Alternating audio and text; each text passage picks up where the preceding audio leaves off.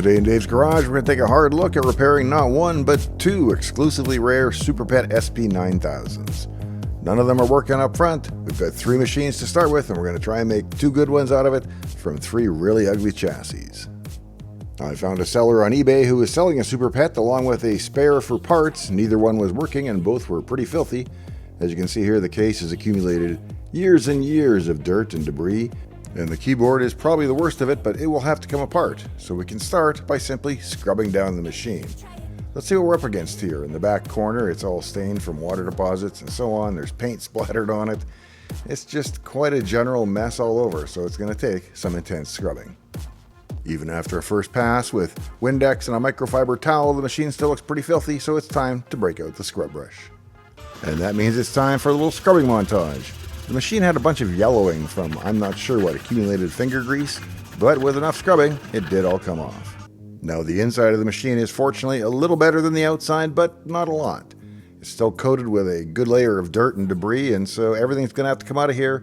We'll clean up the chassis, and we'll clean up the boards and the cables independently, reassemble everything, and then see what works.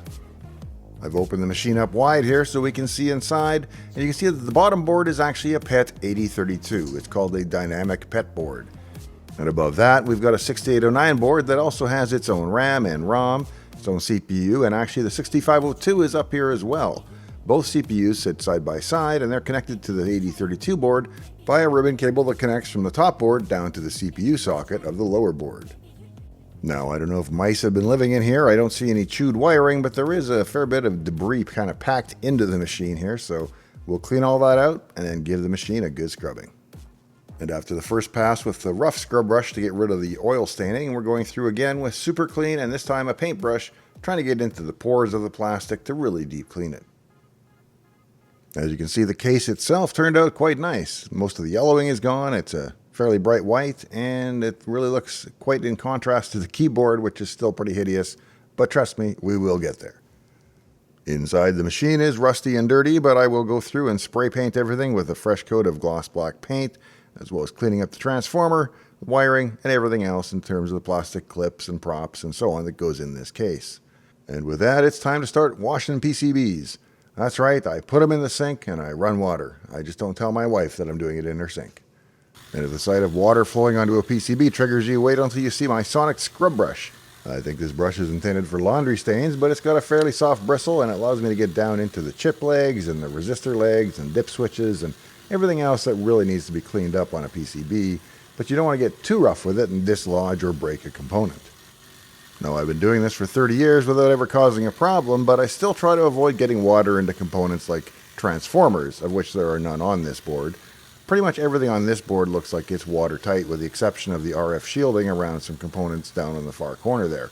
So I'm going to try to avoid getting water into that box, but otherwise it's just going to get a good scrubbing.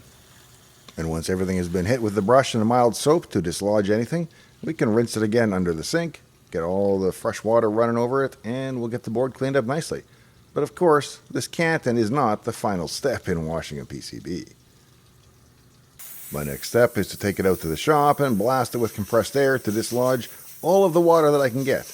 I try to be really thorough here so that the board is effectively entirely dry by the time that I'm done with it. Things like sockets, especially ICs in sockets, regulators, and their heat sinks will all trap water underneath, so it's good to get at it from multiple angles. And once the board appears fully dry, it's time for the next step. I take it aside, I spray it down with a spray bottle of IPA or isopropyl alcohol, and then I bring it back to dry it again. Here it is sprayed down with IPA, my theory being that IPA is something of a desiccant and will absorb and attract the water and then help carry it away. Normally you would think that the alcohol would dry a lot faster than the water, but that just doesn't seem to be my experience in doing this. The alcohol itself, at least when using compressed air, takes almost as long to evaporate. Maybe it's cooling now that I think about it. I'm not sure. Let me know in the comments, why with compressed air would alcohol take as long or longer than water to evaporate? Let me know. Nobody wants to put a clean board in a dirty case, and this case does not need repainting unlike the other one that we've been looking at, so let's spray it down and get it cleaned up. And with the boards reinstalled, it looks fairly tidy. The orange, yellow, and black wiring harnesses you see going up to the top board actually go to the switches on the side of the machine that control which CPU and in which read-write mode the system is operating in. And here are those switches. The front one gives you program, read write, or read, and the back one gives you program, 6502 or 6809 mode. And of course, we have to go through the monitors as well. Fortunately, both monitors almost work. I had to send one board off to Chuck to get it repaired, but the actual tubes seem fine. Once I've cleaned everything up, we'll reassemble it, put it back in the monitor case, bolt it back onto the system chassis, and we'll see if we can get a signal out of it in any way. Here I am powering the monitor with a set of alligator clips running directly to the system transformer, getting me the appropriate voltages that I need, and the video connector is also connected to the main board, so as we swing around, we should get a picture. And fortunately, we do. Unfortunately, it's all corrupted, which means the video RAM in this board is bad, but the monitor is good, and so that's good news. Here I've replaced the chips for the video RAM. You can see they're socketed right up front here, and that solved the problem. To get the system up and running, at this point I'm using a ROMulator, which replaces the RAM and ROM of the main board and just sits the 6502 in a little daughter board. It's all controlled in turn by a Raspberry Pi that allows me to go and flash particular images into the RAM and ROM space, and do that from the console of the Pi, so it's a very handy environment not just for repairs but also for programming. And this scene lasts the better part of a week as I was trying to figure out what was going on with the RAM select lines on the bank of RAM that runs up the left side of the motherboard.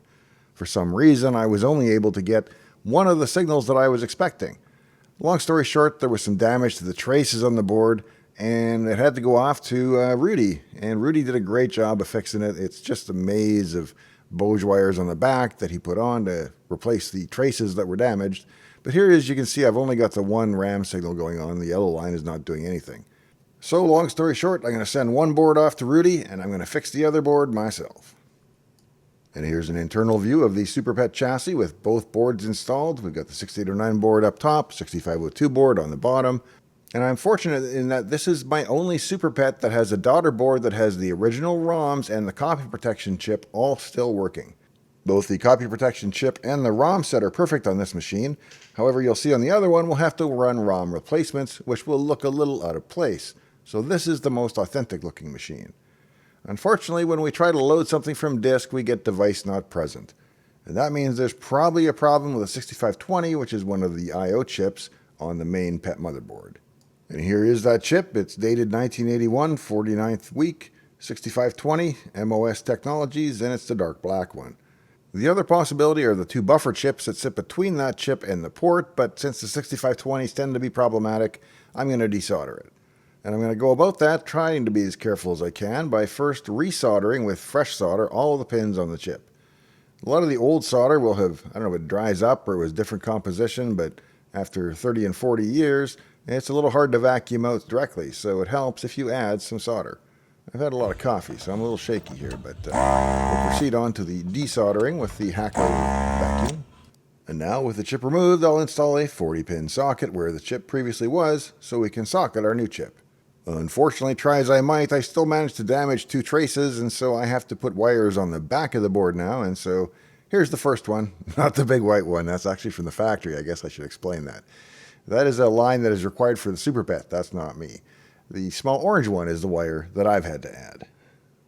And the first thing I like to do after making any change is to run a full PET diagnostic, and it looks like everything is still passing, so I know I haven't made anything worse. But will it load from disk? Well, let's find out. And the answer is no, it still will not load from disk. So it's not the 6520 chip, even though we took the time to remove socket and replace it with a new one, so it's probably the buffer chips. So it's time to replace those. I just noticed the 6520 that I used as a replacement is 3 years older, dated 1978, as it came out of a PET 2001. And right above it, you can see two MC3446N chips. Those are the buffer transceivers, and we're going to replace those by socketing them and then putting in new chips. I learned my lesson on the 6520 when I damaged the traces, so this time I cut the legs on the chips because I'm not trying to save the chips. So I sacrificed them in order to save the PCB, which is more important at this point. Here's the chips and the little set of legs that came off it as I desoldered them. And here's the machine ready to go back together, ready to receive the main board and then the standoffs and then the upper board. Looking at the main board, you can see the three Bose wires that I had to, and I don't know how to pronounce that. I never heard Bodge and Boge, whatever it is, until I moved to the US. We used to just call them jumper wires. So you can see the three here that I had to install to compensate for the trace damage. and they all seem to work. Back on the top side, you can see the sockets I've added for the 3446s, so I'll populate those and we'll take it for a drive.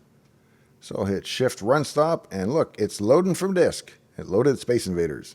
It's intended for 40 columns, so it doesn't look right, but it loaded from disk. We fixed it. There's still, however, the matter of this keyboard, which is pretty hideous. So it's time to blow this apart, clean it up, and figure out why the P key and the right-hand Shift key do not work.